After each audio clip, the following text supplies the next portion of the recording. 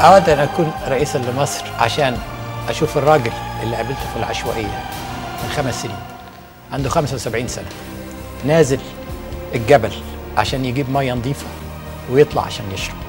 أول مؤتمر صحفي هعمله من عشوائية، وهعتذر للراجل ده ولكل مصري، هعتذر لهم باسمنا كلنا، وهقول لهم إننا كلنا هنشتغل عشان يبقى كل واحد فيهم عنده أكله وشربه وسكنه وتعليمه.